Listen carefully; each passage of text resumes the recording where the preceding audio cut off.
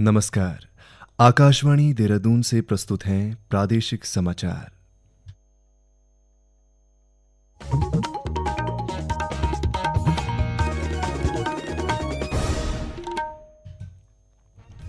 पहले मुख्य समाचार। राष्ट्रीय जांच एजेंसी एनआईए ने दिल्ली के लाल किला आतंकी घटना में शामिल 4 और मुख्य आरोपियों को किया गिरफ्तार।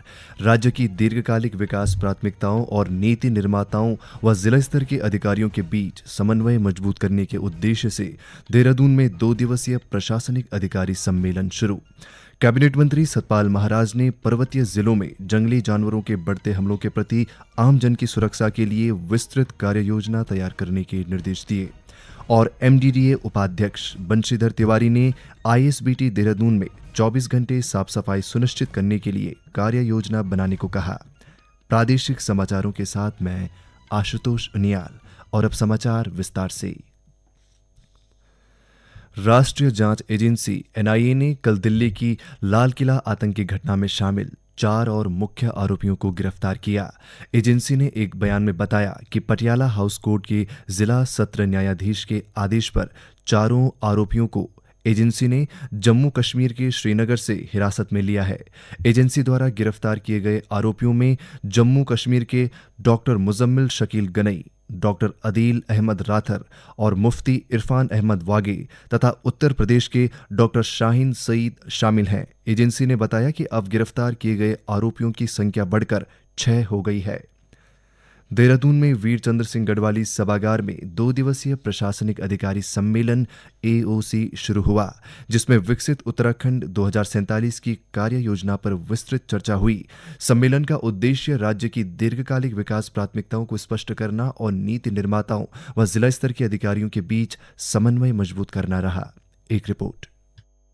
उद्घाटन सत्र में मुख्य सचिव आनंद वर्धन ने एओसी को जमीनी समस्याओं और नीति निर्माण के बीच महत्वपूर्ण संवाद मंच बताते हुए कहा कि पर्यटन, बागवानी, स्वास्थ्य और शहरी विकास राज्य की प्रगति के मुख्य आधार हैं। उन्होंने अनियोजित शहरी विस्तार पर रोक और सतत शहरीकरण पर जोर दिया। प्रमुख सचिव डॉक्टर आर मीनाक्षी सुंदरम ने विकसित उत्तराखंड 2047 की विजनिंग प्रक्रिया पर प्रस्तुतिकरण दिया। उन्होंने बताया कि राज्य का जीएसटीपी 2025 के 3.78 लाख करोड़ रुपए से बढ़कर 2047 तक लगभग 28.92 लाख करोड़ रुपए होने का अनुमान है। उन्होंने उच्च मूल्य कृषि, सेवा क्षेत्र के विस्तार, डिजिटल पहुंच, शिक्षा और स्वास्थ्य सुधार पर बल दिया। वित्त सचिव दिलीप जावलकर ने राज्य की वित्तीय स्थिति पर जानकारी दी और अनुदानों में कमी, राजस्व वृद्धि की धीमी रफ्तार और व्यय बढ़ने जैसी चुनौतियों का उल्लेख किया। उन्होंने साक्ष्य आधारित नीति निर्माण और विभागों के बीच बेहतर समन्वय को जरूरी बताया। बैठक में बागेश्वर, पिथौरागढ़, चंपावत, ऊधम सिंह नगर और हरिद्वार के जिलाधिकारियों ने अपने जिलों में किए गए उत्कृष्ट कार्यों और स्थानीय चुनौतियों का प्रस्तुतिकरण किया। मुख्य सचिव ने इन चुनौतियों के समाधान के लिए नए संस्थागत ढांचे विकसित करने की आवश्यकता बताई। बैठक में बागेश्वर, पिथौरागढ़, चंपावत, ऊधम सिंह नगर और हरिद्वार के जिलाधिकारियों ने अपने जिलों में किए गए उत्कृष्ट कार्यों और स्थानीय चुनौतियों का प्रस्तुतिकरण किया। मुख्य सचिव ने इन चुनौतियों के समाधान के लिए नए संस्थागत ढांचे विकसित करने की आवश्यकता बताई। हरिद्वार में वैज्ञानिक एवं औद्योगिक अनुसंधान परिषद के केंद्रीय भवन अनुसंधान संस्थान CBRI रुड़की द्वारा एक स्वास्थ्य एक विश्व 2025 वैश्विक सम्मेलन का मुख्य आयोजन हुआ। इसमें 13 देशों से आए 350 से अधिक प्रतिभागियों और 50 से अधिक विदेशी प्रतिनिधियों ने भाग लिया।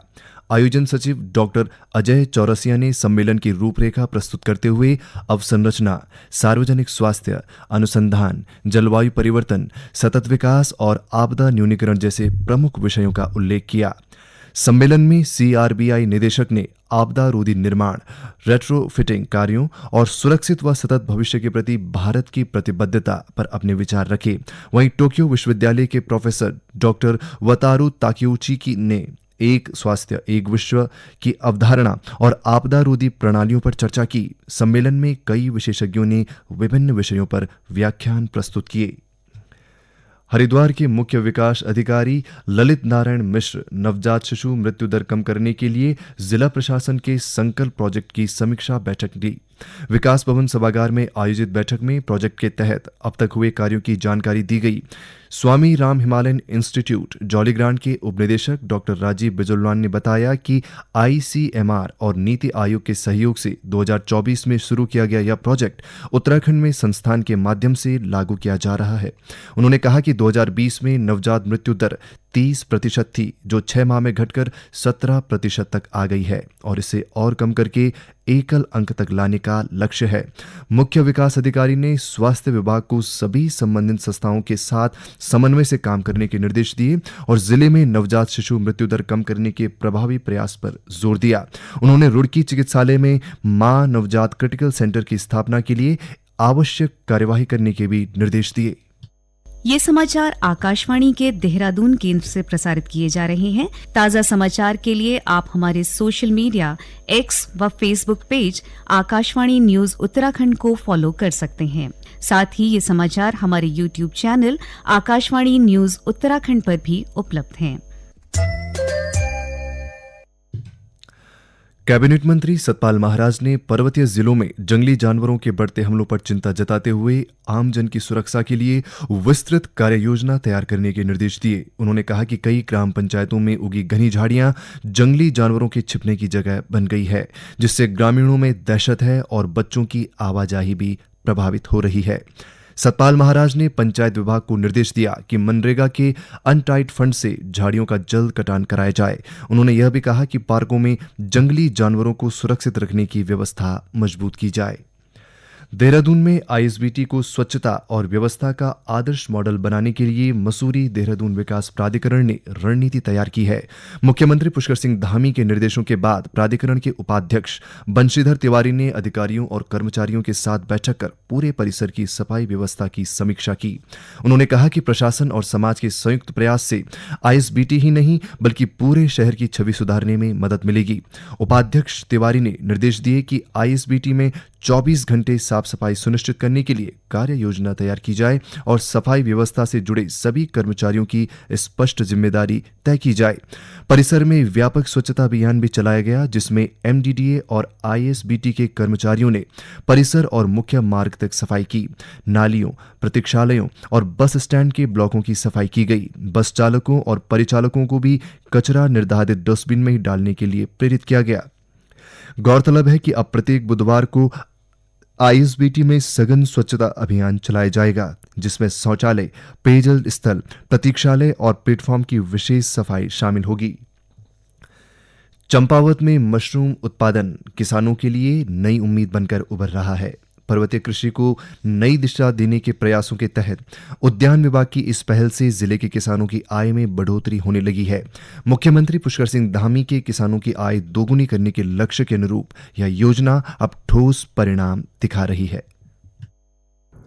जिला योजना वर्ष 2025-26 में उद्यान विभाग ने जिले के चारों विकासखंड पाटी, बाराकोट, लोहाघाट और चंपावत में 28 टन मशरूम कंपोस्ट 80% अनुदान पर वितरित किया। जिले के कुल 69 किसानों ने इसका लाभ लिया। कम लागत, कम स्थान और कम जोखिम के कारण ये मॉडल किसानों के लिए लाभकारी सिद्ध हो रहा है।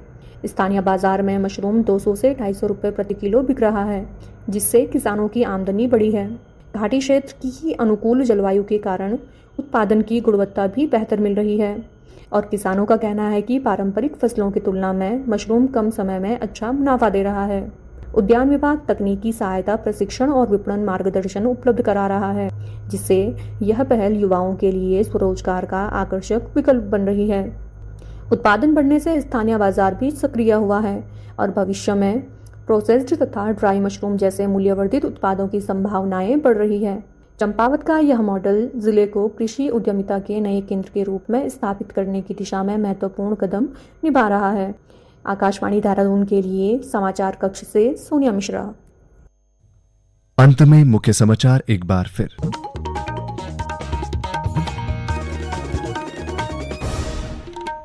राष्ट्रीय जांच एजेंसी एनआईए ने दिल्ली के लाल किला आतंकी घटना में शामिल 4 और मुख्य आरोपियों को किया गिरफ्तार। राज्य की दीर्घकालिक विकास प्राथमिकताओं और नीति निर्माताओं व जिला स्तर के अधिकारियों के बीच समन्वय मजबूत करने के उद्देश्य से देहरादून में 2 दिवसीय प्रशासनिक अधिकारी सम्मेलन शुरू।